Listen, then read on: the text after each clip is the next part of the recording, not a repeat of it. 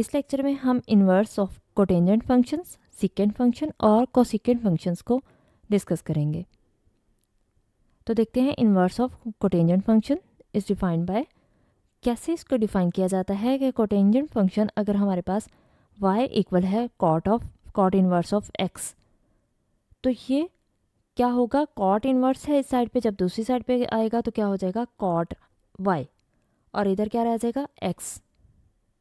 तो ये इस तरह से लिखा जा सकता है। और इनकी लिमिट्स क्या होंगी, यानी इन्वर्स फंक्शन में y इक्वल है cot inverse of x if and only if, ये तब पॉसिबल है जब x इक्वल होगा कॉट y के। और ये कैसे इक्वल होगा वो मैंने अभी आपको सॉल्व करके दिखाया कि कॉट दूसरी साइड पे जाएगा तो पॉजिटिव हो जाएगा। लेकिन बाय डेफिनेशन क्या है कि y इक्वल है cot inverse x if and only if, ये तभी पॉसिबल है y equal cot inverse x के जब x इक्वल होगा कॉट y के। और y की लिमिट्स क्या होंगी, 0 से पाई होंगी, जबकि x हमें क्या फंक्शन देगा, लिमिट्स देगा -∞ से इन्फिनिटी।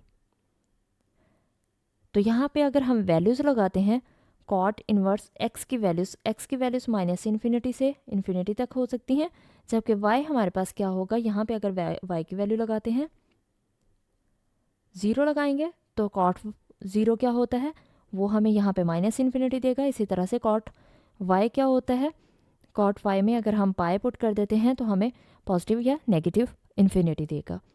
तो इस तरह से ये हम वैल्यूज़ फाइंड कर सकते हैं।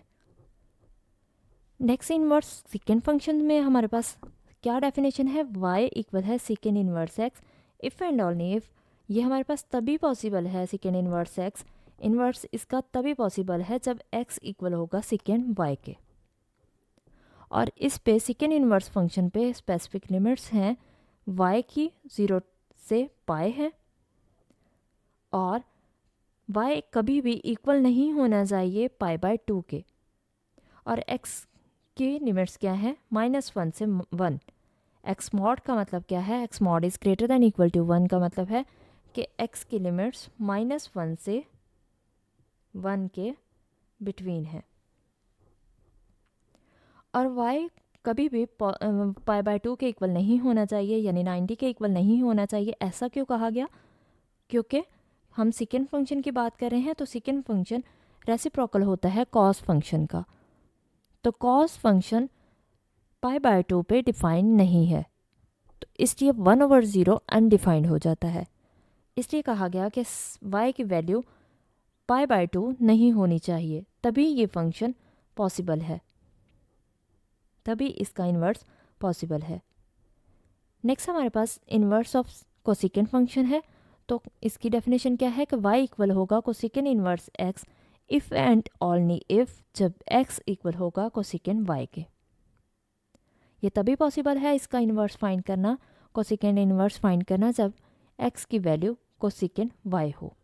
और लिमिट्स इसके लिए -π/2 से π/2 की होंगी, y की लिमिट्स -π/2 से π/2 होंगी, और y 0 नहीं हो सकता, और x की वैल्यूज़, x की लिमिट्स -1 से 1 होंगी। y 0 इसलिए नहीं हो सकता क्योंकि π/2 यहाँ पे sin 90 क्या होता है, 1 होता है, और sin 0 0 होता है, क्योंकि 0 पे साइन फंक्शन डिफाइन नहीं है, 0 हो जाता है। कोसेकेंट फंक्शन डिफाइन नहीं है क्योंकि कोसेकेंट रेसिप्रोकल है साइन का, इसलिए कोसेकेंट डिफाइन नहीं है 0 पे। तो कोसेकेंट 0 पे अनडिफाइंड हो जाता है, इसलिए y की वैल्यू 0 नहीं हो सकती। तो ये हमारे पास कुछ लिमिट्स और फंक्शंस थे।